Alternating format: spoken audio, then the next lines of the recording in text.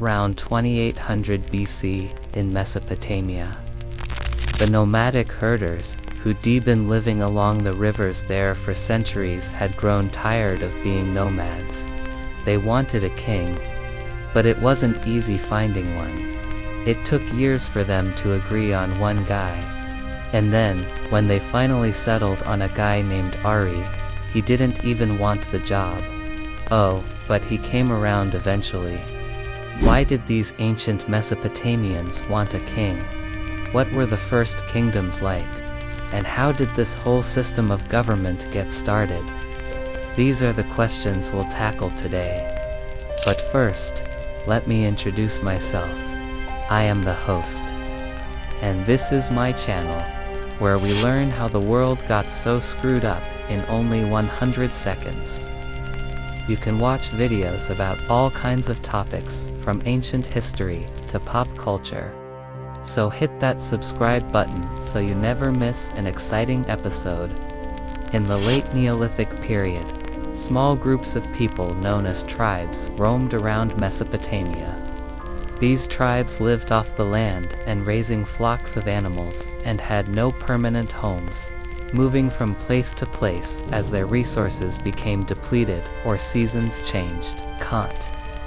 As a result, we don't have much archaeological evidence for what life was like for these ancient Mesopotamians. What we do know comes from a few pieces of pottery, animal bones, and primitive stone tools. The people of Mesopotamia during the Ubaid period were semi-nomadic herders who moved with their animals and followed a seasonal round of grazing lands, traveling in small family groups and speaking dialects of a common language. Their society seems to have been egalitarian, without chiefs or other leaders to direct them. Life probably wasn't easy, though, since food supplies could be unpredictable, and hostile neighbors often attacked them. As time went on, more and more tribes began to settle down in one place for most of the year and plant crops. Around 3200 BC, these sedentary agriculturalists had larger granaries than the nomadic herders, and were able to feed more people. So as population grew, competition for land and water intensified, which led to conflict. By 2900 BC, warfare was widespread, and around 2800 BC, a new social hierarchy emerged, creating the first kingship in the Fertile Crescent. Although historians debate exactly how it happened, it was likely that warriors at the top of Mesopotamian society used superior skills and weapons to dominate others. They established fortified settlements, organized armies, and maintained a strict social order. Under this new system, a king commanded an elite military force, and collected taxes in the form of labor and goods from the people he ruled over. It's hard to imagine anyone wanting to be a king after hearing this. Not only does it sound like a huge responsibility, but it also sounds incredibly stressful. But don't worry, being a king has its perks. And in ancient Mesopotamia, the king was considered a god on earth. Rulers enjoyed divine kingship, which gave them ultimate authority over their subjects, and allowed them to collect tribute and live in luxury while their subjects toiled to meet impossible quotas.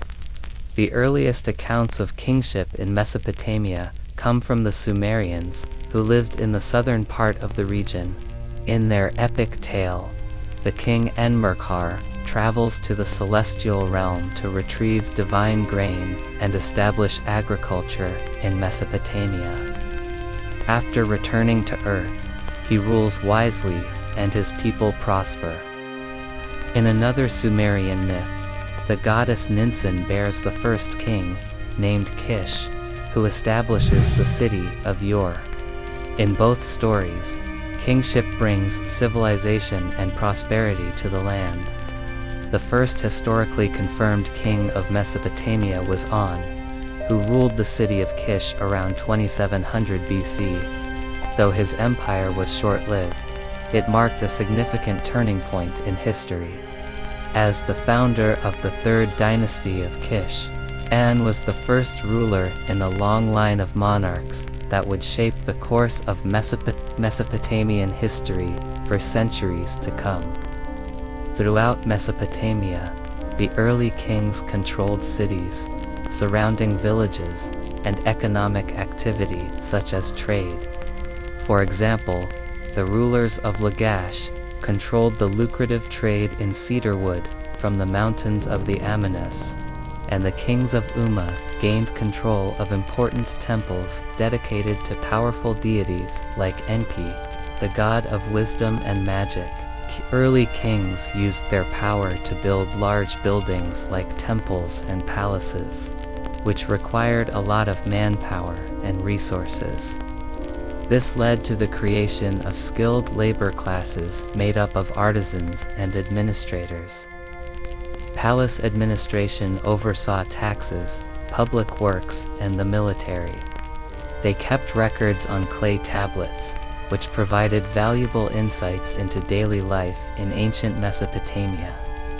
In fact, many of our oldest surviving pieces of writing are from these early kingdoms.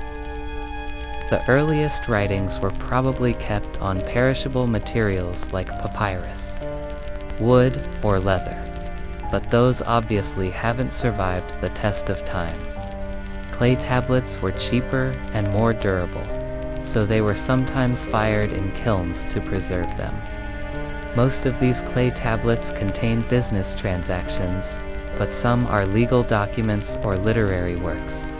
One of the most famous pieces of writing from the time is the Code of Ur-Nammu, which dates back to around 2050 BC. It was created by the king of Ur III and contains 28 laws written in a literary style that's easier to read than earlier texts.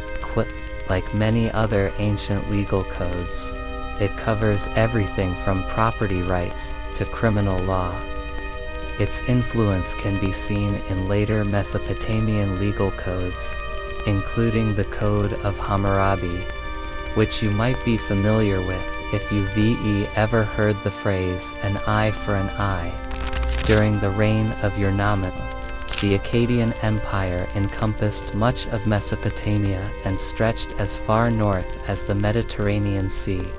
Despite its vast size, the empire was relatively peaceful and prosperous. In fact, Ur-Nammu's rule is often seen as a golden age in Mesopotamian history. Although Mesopotamia is often remembered as a chaotic and war-torn region, the reality was much more nuanced. Early kings worked to maintain peace and stability within their borders, allowing for cultural and economic exchange to flourish. But not everyone benefited from the rise of kingship.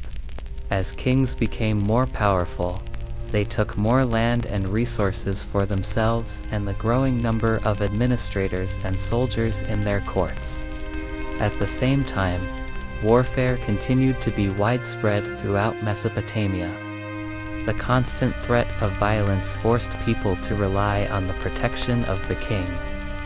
Another challenge for early Mesopotamian kingdoms was the harsh environment. Floods, droughts, and famines were common occurrences that tested the resilience of both the people and the kings. To cope with these challenges, Mesopotamians developed sophisticated systems of irrigation and built massive walls to protect their cities from flooding. As time went on, kings continued to build their power and influence across Mesopotamia, leading to the emergence of several powerful empires. The Akkadian Empire, founded by Sargon of Akkad in the 24th century BC, was the first to unite much of Mesopotamia under a single ruler. It was followed by the third dynasty of Ur, which controlled trade routes across the Persian Gulf, and the Old Babylonian Empire, which reached its peak during the reign of Hammurabi. Despite the challenges they faced, The early kingdoms of Mesopotamia left a lasting legacy. They laid the foundation for the world's first cities, established the concept of kingship, and developed many of the innovations that made Mesopotamian civilization possible. But it wasn't just Mesopotamia. Around the same time, the first kingdom was emerging in another part of the world. There are three main regions where early civilizations arose. In addition to Mesopotamia, these areas include the Nile River Valley, and North Africa, and the Indus River Valley. Ancient Egyptians and Indus Valley civilizations developed along similar timelines and in comparable ways to Mesopotamian kingdoms.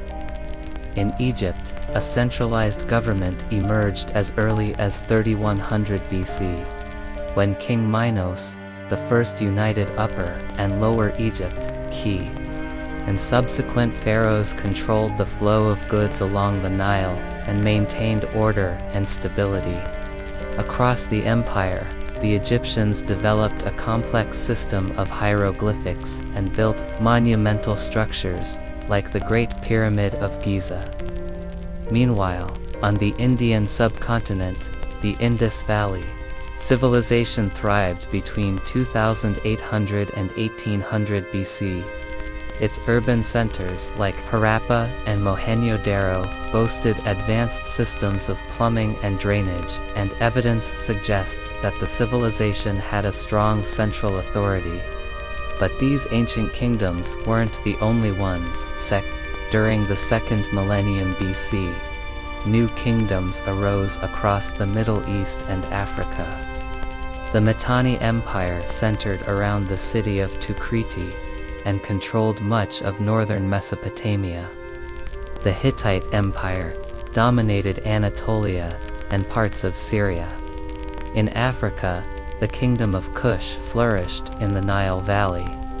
These kingdoms each had their own unique characteristics and accomplishments, but they also faced similar challenges. They grappled with issues of succession, balancing the power of the central government with local rulers, and maintaining stability in a time of constant change. As the ancient kingdoms of Mesopotamia, Egypt, and the Indus Valley demonstrate, the emergence of kingship was a pivotal moment in human history. It marked the beginning of organized government, centralized power, and the development of the world's first cities. While the early kings faced numerous challenges, they also achieved remarkable feats of governance, engineering, and cultural achievement. But the story doesn't end here. The legacy of these ancient kingdoms continued to shape the course of human history for millennia to come. Now, it's time for your quiz. Which of these answers is correct? 2 points for each. Write your answers on a piece of paper, and then put them in the comments. What was the name of the first Mesopotamian king whose empire lasted for centuries? How many main regions were there where early civilizations independently arose? Which of these kingdoms was located in the Nile River Valley? If you got 2 out of 3 correct, you get a bronze crown. If you got 1 out of 3 correct, you get a silver crown. And if you got 0 out of 3 correct, well, maybe you should try watching the video again. Thanks for watching. Tune in next week when we continue to explore how the world got so screwed up.